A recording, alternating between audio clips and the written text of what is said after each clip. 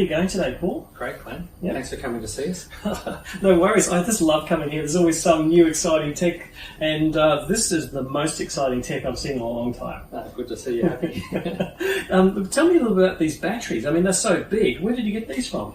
We actually designed and built them right here in Mitcham. So we use as many local ingredients as we can get, and we build them here with our own team. They all have individual cell level monitoring and their own remote circuit breaker inside. So every single one of these batteries you can look at remotely?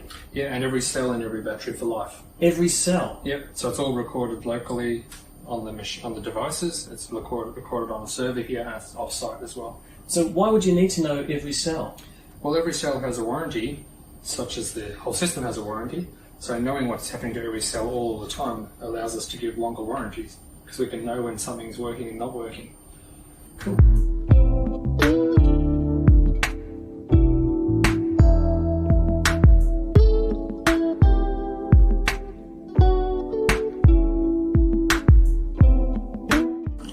So Paul, when I turned up today, I noticed the container was white. Was that just the colour it came in? It came as a nice beige colour, and we painted it with a special paint.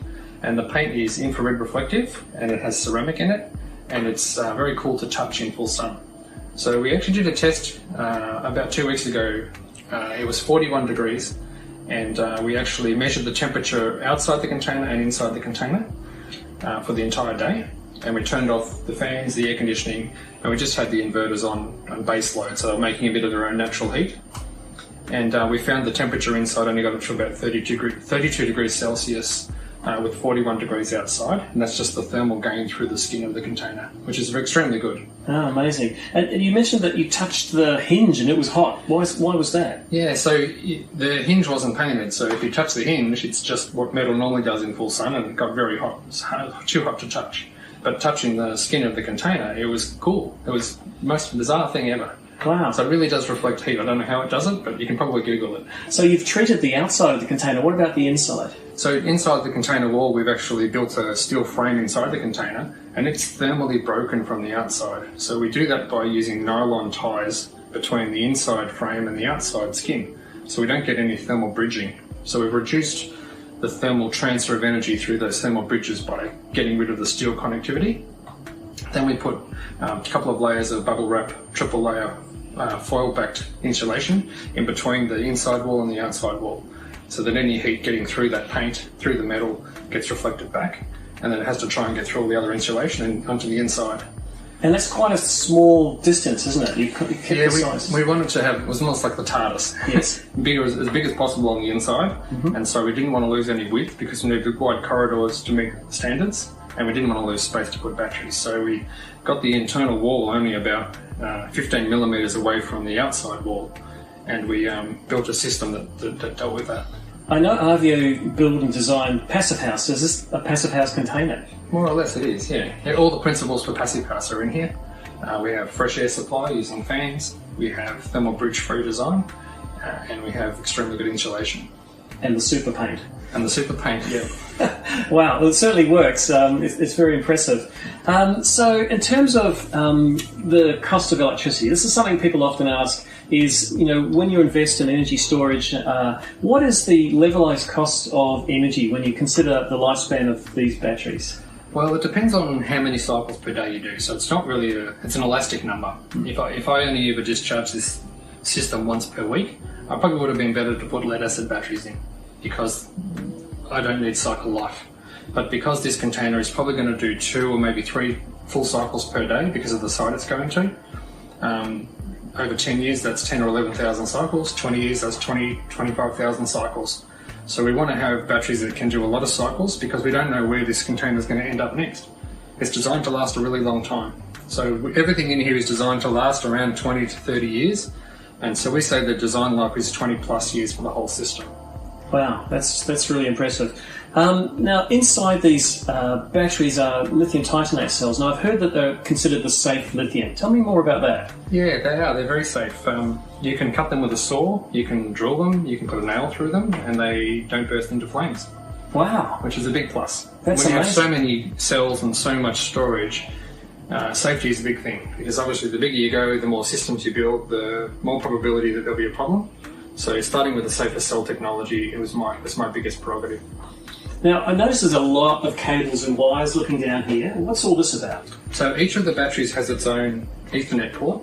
So we actually power the communications to the battery.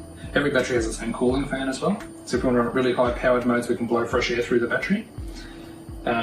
We've got an alarm wire here as well. So let's just say there was a fault somewhere and the inverter was charging and overcharging the cells because someone programmed it incorrectly. And then the comms went off because lightning hit and took the comms out. Then each battery can still send a control signal to the inverters to turn off directly as a manual signal, independent of comms. Additionally, if that failed and the inverter still didn't turn off and they kept charging, the battery can trip itself off the battery bus duct if any cell goes over the voltage allowed. So it automatically just throws the circuit breaker and trips itself off this bus duct. So it's got intrinsic safety and multi-levels of fail-safe. Yeah, multi-levels because we want a dual redundancy for everything. For cooling, for lighting, for battery power, for energy, everything. Right. Well, now that you've built this, what's it going to be used for?